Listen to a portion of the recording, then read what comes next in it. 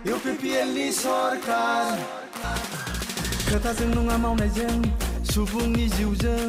बेसो दैदेनगिरिनि सिनायथि नेवसिलायनाय गैया हारिनि मानसि फंबाय दैदेनगिरि होनना बिखौसो बुङो बायदि राव धोरोम आरो गाब हारिनि मोनथाय ट्रेक्टरासो होफैगोन लाबोना थांनाय 17 बोसोराव बिपिएफ सोरखारा हरिसिंगा समस्तियाव मावनो हायै खामानिखौ बिटिआर सोरखारा मावनो थांगासिनो दं आरो बियो जागायजेनबाय। सनजय सरगयारिनि बिबुंथि। उदालगुरि जिल्ला हरिसिंगा समस्तिनि सिङाव थानाय सस्त्रपारा बिसिडिसि मावखुलिनिफ्राय जागायनानै महिला माखासिम थांनाय लामाखौ सिसि ब्लक लामा खालामनाय जासिगोन। बेनिनो दिनै बिटिआरनि मावफुं सोद्रोमा प्रमद बर'आ अन्थाइ खाम्फा बेखेवनानै होबाय। लामा मोननो थांनायखौ लानानै हरिसिंगा समस्तिनि एमसिएलए सनजय सरगयारिजों लोगोसे ओनसोलनि सुबुंफोरा मा फोरमायखो फै जों नायनि। बे समाव उदालगुरिनिफ्राय सोरांसार बर'नि खौरां। सस्त्रपारा बिसिडिसि अफिसनिफ्राय लानानै महिला माखा गामिसिम गोलाव लामानि डिस्टेन्स बियो 4 किल'मिटारसो जागोन आरो बे लामाखौनो दिनै जोंनि बिटिआरनि चिफ एक्जिकिउटिभ मेम्बार मानगोनां प्रमद बर' बिथाङा फाउन्डेसन लेड स्टन दिनै खालामफैदों आरो बे लामाया चिफ मिनिस्टार गुडविल मिशन प्रजेक्टनि दारै जानो थांगासिनो दं। बे लामाया गोबाव सम बेबायदिनो मोजां अबस्था गैयामोन, मोजां थासारि गैयामोन। जोंनि इउपिपिएल सरकार फैनाय नैबे 3 बोसोरनि गेजेरावनो मानगोनां प्रमद बर' बिथांनि दैदेननायाव बे लामाया जानो थांगासिनो दं। दिनै फाउन्डेसन लेड स्टन खालामबाय, माने 4-5 दाननि गेजेरावनो बे लामाया कमप्लिट जागोन आरो बेनिखायनो बे ओनसोलनि साफ्रोम रायजो राजा बिथांमोना जोंनि बिटिआरनि चिफ बिथांखौ धन्यबाद होदों आरो दिनैनि बे जि हाबाफारियाव लोब फैनानै बिथांमोना जुगदान खालामफैदों। सार जों दिनैनि गेजेराव नुनो मोनो दे दिनैनि देग्लायनि बोसोराव बांसिन नेशनेल आरो इन्टारनेशनेल गेलेगिरि बर'नि गेजेराव ओंखारदों। बिथांमोननि थाखाय मा सानदों? आसल खोथाया जाहैबाय मा दे जोंनि गेजेराव मोजां गेलेग्रा सेंग्रा सिख्ला लाइमोन इयुथफोर दं। दा बिथांमोननि जि कालिबार आरो बिथांमोननि जि इस्टिम जायखिजाया इभेन्टआवनो जायाथों मानो बिथांमोना जथेस्थ' बेबायदि बोलो आरो इसोरनिफ्राय मोनबोनाय बेबायदि दं। खिन्थु खोथाया जाहैबायमोन जे थांनाय बोसोरफ्राव गोलाव बोसोराव जिहेतु जोंनि ओनसोलफ्राव सान्थि गैयामोन, पिस गैयामोन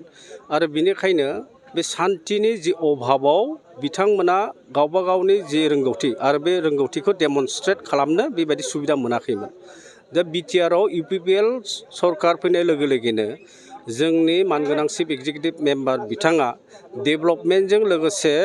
खेला दुला स्पर्ट्स फारसेबो जथेस्थ' इम्परटेन्स होदों, जायनि जाहोनाव इन्टारनेशनेल नेशनेल लेभेलाव बे ओनसोलनिफ्राय जोंनि लाइमोन सेंग्रा सिख्ला बिथांमोना जथेस्थ' gold medal, silver medal, bronze medal आरो बियो जोंनि बे बिटिआर ओनसोल आरो बर'फोरनि थाखाय खुब माने गोग्गा आरो देरगाथाव बाथ्रा। दायो जों नुनो मोन्दों बेथ' जोंनि गभर्नमेन्ट साइडनिफ्राय बिथांमोनखौ जथेस्थ'खिनि जानांगौ बेबायदि माने सहायफोरखौनो होगासिनो दं, फिनान्सियेलि हक बा जिखिजाया पर्यायावनो जायाथों मानो आरो उननि फारिफ्रावबो बेबायदिनो गोख्रों आरोबाव बेबस्था जोंनि गभर्नमेन्टआ लागोन। बिसेसकरि फुटबल, भलिबल आरो बेबायदिनो एथलेटिक्स इभेन्ट्सफोरावबो जोंनि लाइमोन सेंग्रा सिख्ला बिथांमोना आरो अलरेडि डिपार्टमेन्ट जोंहा दंखायो, youth welfare and sports department जिथुनिखि दंखायो आरो बेखिनि बेलायाव स्पर्ट्स डिपार्टमेन्टआ बिथांमोननि जौगाथाय जिखिजाया फिनान्सियेल हेल्पआनो जा जि एसिस्टेन्सआनो जाया मानो बिथांमोनखौ जथेस्थ' हेल्प खालामनायनि बेबस्थाखौ जोंनि बिटिआर सरकारा लागोन। हरिसिंगा समस्ति हिसाबै जेसेखिनि थांनाय 17 बोसोराव बिपिएफ सरकारा मावनो हायाखै आरो बेखौ 3 बोसोरनि गेजेरावनो जोङो मावनो थांगासिनो दं आरो स्टार्ट जाजेनबाय। दा दिनै जि लामा बेखेवनाय हाबाफारि बियो मोनसे वान अफ द मेजर प्रब्लेममोन बे जायगायाव आरो नैथियाव जोंहा दं जे कलबारि टु सस्त्रपारानि लामा आरो बेबो चिफ मिनिस्टारनि जिथुनिखि फान्ड CMGSY आरो बिनि दारै जानो थांगासिनो दं आरो बेबायदिनो निस बालिसिता टु बालिपारा गामि नैबेबो जोंहा मा होनना बुङो गुडविल मिशननि दारैनो जानो थांगासिनो दं। दा सस्त्रपारा ओनसोलाव लामानि जिथुनिखि जेंना बे जेंनाया मरलेस नै देग्लाय बोसोर माने 2024आव प्राय माने जोबसिगोन आरो बेजों लोगोसे जे नैबे सस्त्रपारायाव मोनसे फुटबल माने ग्राउन्ड दं बेबायदि आरो बे फुटबल ग्राउन्डआनो मोनसे मिनि स्टेडियाम बेबायदि माने जानो थांगासिनो दं आरो बे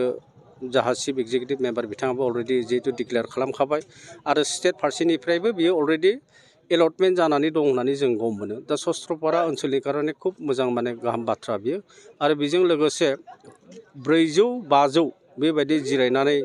माने मिटिं खालामनो हानाय मोनसे गिदिरथार अडिट'रियाम हलबो जानो थांगासिनो दं दा बेबायदि जे खामानिफोरखौनोखि मालाबाबो बिपिएफ गभर्नमेन्टआ सानफेराखैमोन बिपिएफ दोलोआ मालाबाबो सानफेराखैमोन नैबे सस्त्रपारा ओनसोलनि जौगाथायनि थाखाय जोंनि इउपिपिएल सरकारा फैनाय लोगो लोगोनो प्रमद बर' बिथांनि दैदेननायाव नैबे गासैबो डेभेलपमेन्ट एक्टिभिटिसफ्रा जानो थांगासिनो दं जोंनि बे नोंथांमोननि ओनसोलाव दिनै जोंनि बे सिगाङाव जोङो जिबायदि लामा थाबायनो गोनां जादोंमोन हाखर हाला अन्थाइ खरला दायो जोङो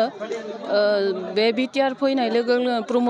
प्रमद सारनि सरकार सालायनाय लोगोनो जों दा सिसि ब्लक मोनसिगोन बिनिखाय जों बहुत गोजोननाय थाबाय सारनिसिम माबायदि थांलाय फैलाय खालामोमोन बेनि फरायसाफोरा बे लामाजों बेनि फरायसाफोरा जोंनि सस्त्रपारानि हालामनि बे सात्र साथ्रिफोरा बहुत अखा बांखा फैयोबा बेबायदि खरलायाव दै थायो साइकेल सलायबाबो गथ'फोरा सौग्रुबायनानै बेबायदि गोग्लैनो गोनां जाहैयो बेबायदि दिनै गोदान लामा बेखेवबाय बा गोदान लामा मोननो थांगासिनो माबायदि मोनदों जों दिनै बेयावहाय जों गोदान लामा मोननानै जों बिटिआर आरो बिथां प्रमद बर' सारखौ जों जोबोद साबायखर होदों आरो लोगोसे थांनाय जों जिबायदि 17 बोसोर बिपिएफआ बेबायदिनो जोंनिसिम बेबायदि लामा जोंनो होफैनो हायाखै आरो जोङो जोबोद खस्थ'यै जों बे थांलाय फैलाय लामाखौ जों खस्थ' खालामबोनांबाय आरो लोगोसे नैबेथिजों बेटारि गारिफोरबो जों मोनामोन जों माबा मोनसे उदालगुरिफोराव थांनोबाबो जोंखौ रावबो बेबायदि लायनो बे लामाजों जोंखौ लायनो बायोमोन जोबोद जोङो उसुबिदा बेबायदि जों सोलिबोनांबाय दा जों जोबोद गोजोननाय मोन्दों आरो रायजो राजायाबो जोबोद गोजोननाय मोन्दों दा जोंनि बे लामाया बेबायदि जानायखाय जोङो जोबोद साबायखर बावबाय लोगोसे रायजो राजा आरो बिथां बिटिआर प्रमद सार आरो जोंनि समस्तिनि हरिसिंगा समस्तिनि सन्जय स्वर्गियारि सारखौबो जोबोद आं साबायखर होबाय लोगोसे आं दिनै आं बुंनायखौ आं एसेयावनो फोजोबबाय गोजोन्थों সঁচাকৈ সুখী হৈছোঁ আমাৰ ইউপিপিএলৰ দ্বাৰাই প্ৰমোদ বড়ো ছাৰৰ দ্বাৰাই আকৌ হৰিচিঙা সমষ্টিৰ MCLৰ দ্বাৰাই আমি আপটো সস্ত্ৰপাৰাৰ পৰা আমাৰ চন্দিয়াবাৰী মহিলাপাৰা LP স্কুলত লাগি যিটো নেকি আমি জন্মগতৰ পৰা আমি যেনেকুৱা পৰি থকা ৰাস্তা দেখিবলৈ পাইছিলোঁ এই ৰাস্তাটো আজি সঁচাকৈ আমি সুন্দৰভাৱে আজি আমি যিহেতু নৱনিৰ্বাচিত ইউপিপিএলৰ চৰকাৰৰ কাৰণে আমি পাই গৈছোঁ সেইকাৰণে ধন্যবাদ জ্ঞাপন কৰিছোঁ ইউপিপিএল চৰকাৰক আৰু যাতে আমাৰ এই তিনি বছৰ 2.5 বছৰৰ ভিতৰত আমি এই অঞ্চলত সস্ত্ৰপাৰা অঞ্চলত বা চন্দিয়াবাৰী আমাৰ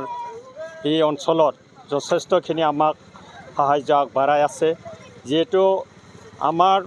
1.5 বছৰ হওঁতে চন্দিয়াবাৰী নাৰিকলীয়া চুবাত হেণ্ডলুমৰ এটা আমাৰ ছ'চাইটি ঘৰ দিছে এই ঘৰটোতো আমাৰ মহিলা আইসকলে যথেষ্টখিনি বোৱা কটা শিপিনী ওলাইছে আৰু বনাই আছে আৰু সেইবিলাক কাপোৰ ইতিমধ্যে আমাৰ চৰকাৰৰ হাততে দি আছে আৰু তেনেকৈ চৰকাৰে মূল্যৱান হিচাপত মহিলা আইসকলক টকা পইচা দি আছে আৰু আমাৰ মহিলাসকলক যথেষ্টখিনি সহায় কৰিছে আমাৰ ইউপিপিএল চৰকাৰক মই আমাৰ ধন্যবাদ জ্ঞাপন কৰিছোঁ আৰু যাতে এনেকৈ আমাৰ এই বিটিআৰত যাতে আকৌ আগবঢ়াই নি থাকে মই আজি সস্ত্ৰপাৰাত ইউপিপিএলৰ এই প্ৰমোদ ছাৰক আৰু আমাৰ হৰিচিঙা সমষ্টিৰ MCL সঞ্জয় ছাৰক ধন্যবাদ জ্ঞাপন কৰিছোঁ